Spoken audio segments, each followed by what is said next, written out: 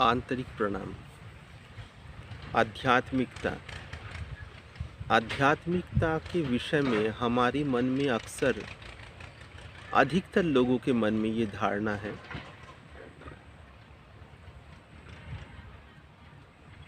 पूजा पाठ, जाप, ध्यान, योगाभ्यास, मंत्र,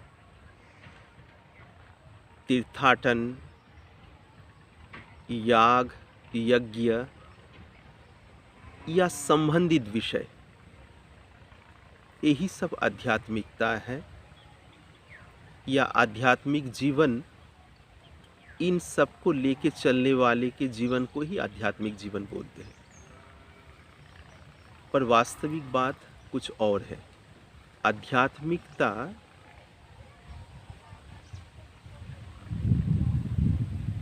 वास्तव में इन सब उपायों से, ये जो माध्यम बताई गई, जाप, ध्यान आदि, पूजा पाठ आदि, मुख्य या गौण रूप से अधिकारियों के स्थिति के ऊपर, अधिकारी मतलब साधक के अंदरूनी जो स्थिति है, जो जिस स्थिति में, उस स्थिति के अनुसार साधकों के मन के आवरण को हटाने में मददगार साबित होते हैं, यानी सहायक।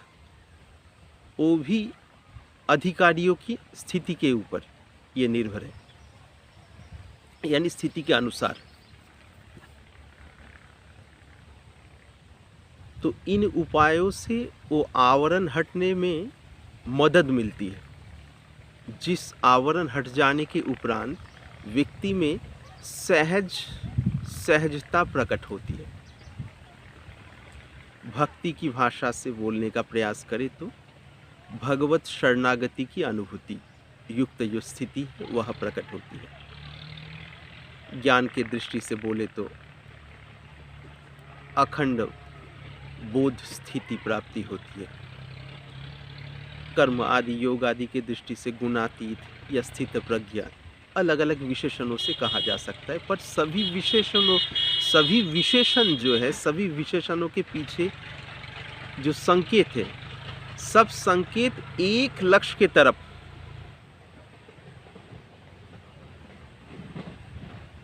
एक ही लक्ष्य के तरफ है। सभी संकेत, वो लक्ष्य क्या है?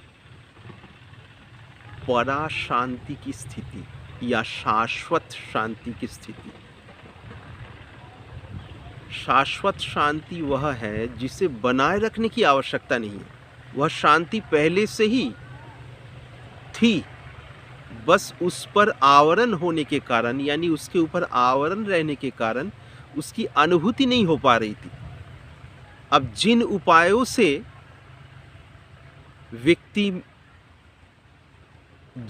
से वो आवरण हट जाए, वे उपाय ही उनके लिए आध्यात्मिक हो गए, यानी आध्यात्मिक जीवन में सहायक बन गए। वो चाहे कोई भी उपाय हो, चाहे भक्ति मार्ग हो, कर्म मार्ग हो, ज्ञान मार्ग हो, योग मार्ग हो, देह तत्व के साधन की धारा हो, या कुछ भी, किसी ना किसी एक धारा से यदि उस आवरण हट जाए, जिस आवरण हट जाने के उपरांत मन जो अलग अलग जगह पे शांति ढूंढने के लिए सफ़र करते रहते हैं और अंततः गत्वाह, यानी आखिरकार जाके दुखी, उदास, अतृप्त होके ही लौटते। वह मन जब स्थायी तृप्ति की जो स्थान है उसे पाले, यानी उसमें होश पूर्वक ठहर जाए, उस स्थिति को ही तो पराशांति या शाश्वत शांति की स्थिति कही। तो आध्यात्मिकता के विषय में पहले धारणा जितनी साफ हो,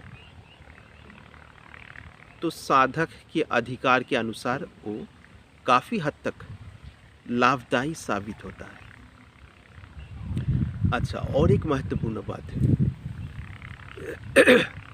कई बार आश्रमों में एक बात देखने को मिलती है, या जो गुरु से दीक्षा प्राप्त करके घर में रह के गृहस्थी धर्म को पालते हुए भी आध्यात्मिक जीवन यापन करने की प्रयास करते, उनमें भी ये बात पाई जाती है। वह बात ये है कि झटपट अन्य कार्य को समाप्त करके फिर मैं पूजा में बैठूं, स्नान आदि से निवृत्त होके मैं अपनी पाठ पूजा शुरू करूं, संसार के कार्य ज्यों त्यों निपटा के मैं तीर्थ के लिए निकल जाऊं, या ध्यान में बैठूं।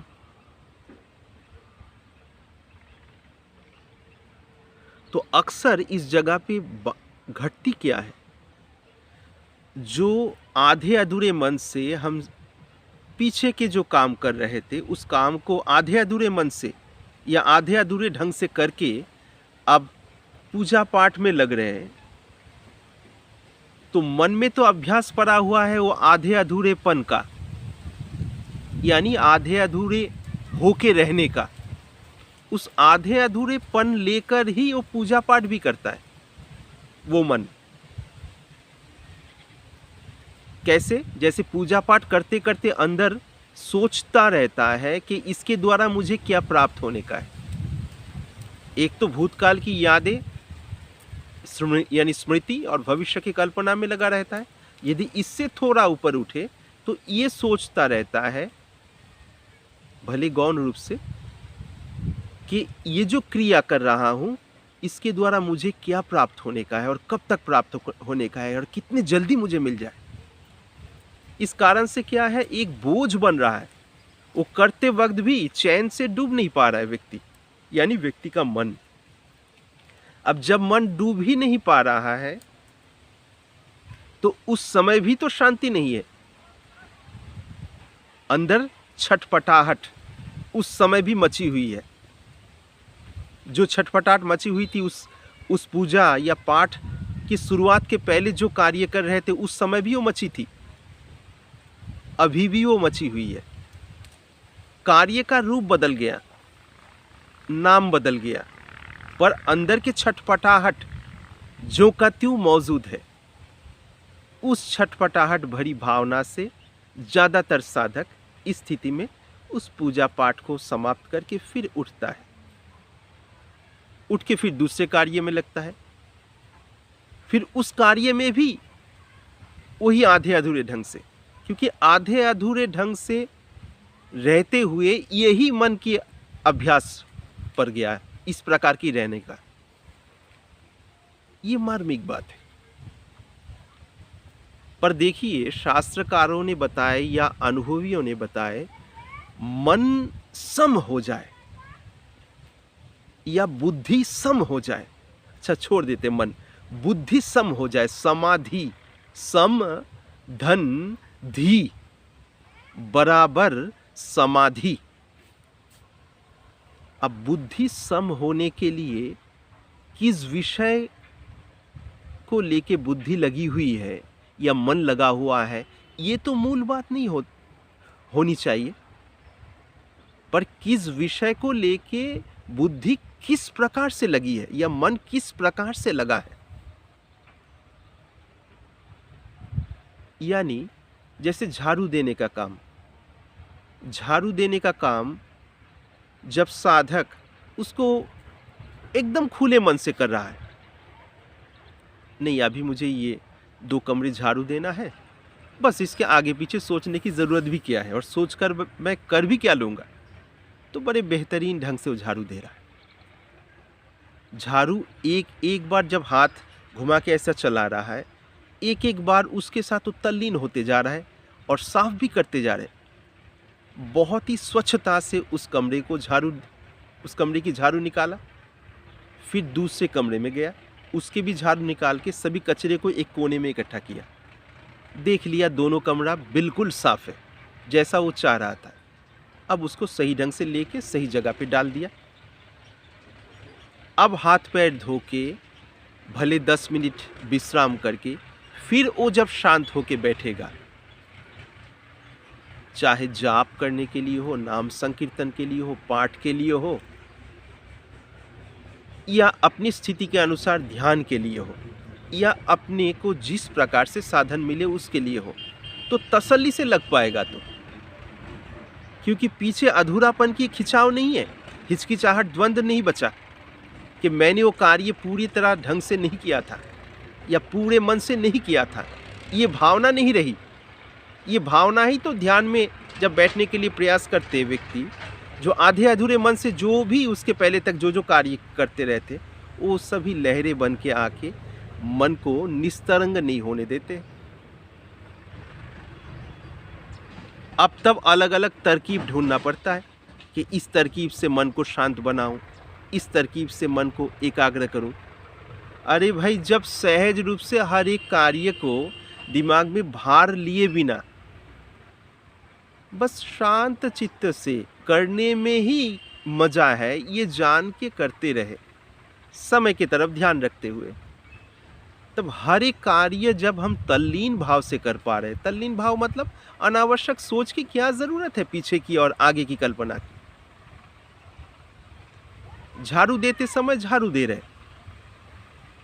सब्जी अमानिया जो करने का समय है सब्जी अमानिया कर रहे, संबंधित कार्य करते समय उसी में लगे हुए, भोजन बनाते समय, रसोई करते समय उसमें लगे हुए, उसके आगे भगवान को निवेदन करने की जो विधि वो मानते हैं उसी के अनुसार निवेदन करे, या जो नहीं करने वाले हैं नहीं करे। स्वच्छ भाव से सामने और जिनको परोसना है परोसो और स्वयं प्राप्त लो, और जिस ढंग से लेने से व्यवस्था बढ़िया रहेगी उस ढंग से प्राप्त करो। तो उसके बाद सभी जो संबंधित कार्य करो, फिर विश्राम के समय विश्राम करो। एक दृष्टांत दी इस दृश्य के आधार पर। तो शुरू से लेकर वो व्यक्ति के मन व्यवस्थित है, हर एक क्षण में उसका मन शांत है, यानी शांत चित्त है। तो ये शांत चित्त है अमानिया करते वक्त। उस समय यदि किसी से दो चार बातें करनी हो तो करे, नहीं करनी हो तो उस समय ओ बाधा पैदा करने वाली इस प्रकार के महसूस हो तो नहीं करे, और किसी प्रकार के नियम को, मतलब कोई नियम या व्यवस्था में रुकावट पैदा करे तो नहीं करे। शांत चित्त से उसको करके जिस प्रकार का जो भोजन दूसरे को भी शांति से पवाए, स्वयं पाए, प्रसाद के हिसाब से जो जिस प्रकार से पाते। तो क्या है, हर समय जब व्यक्ति भार मुक्त होके जीने की कला धीरे धीरे उनके अंदर उभर आएगी, तब तो अपने आप ही ध्यान होगा, और ध्यान नहीं अपने आप समाधि की अनुभूति होगी, जो सहज समाधि करके बताई गई। निर्विकल्प समाधि से भी ऊंची अवस्था करके कई महापुरुषों ने बताया। क्यों?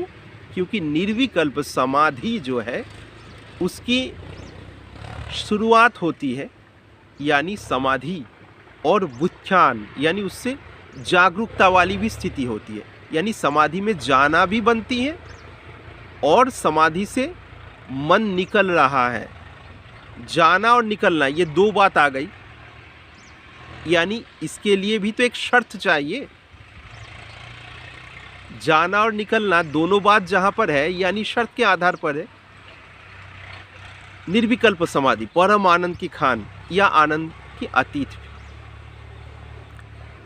और सहज समाधि के लिए महापुरुषों की सीधी सीधी इशारा या घोषणा या संकेत, उस सहज समाधि की जागरूकता हो जाने मात्र से, किसी महात्मा ने बोले कि दिन दिन अधिक चली, यानी इस जगह से अपने को ये समझना चाहिए उसको बनाए रखने की आवश्यकता नहीं है, ना उसमें समाधि में मन को डुबाना है, ना उससे निकल के यानी बुद्ध्यान यानी बुद्धित होने की कोई जरूरत है। एक बार सहज समाधि की जागरूकता हो जाए तो चलती रहती है। ये बात भी आपेक्षिक है, यानी सापेक्ष के आधार पर कहनी पड़ती है। चलनी नहीं चलनी ये बात सब बोलने के लिए, समझने के लिए, समझाने के लिए है। क्या बस भ्रम मिट गया, जो हकीकत है उसकी समझ आ गई।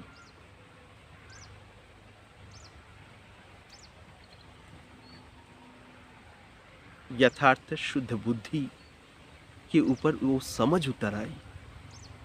ये समझ उतर आने से तब हर एक कार्य करते करते ही तो व्यक्ति समाहित ही तो रहते हैं।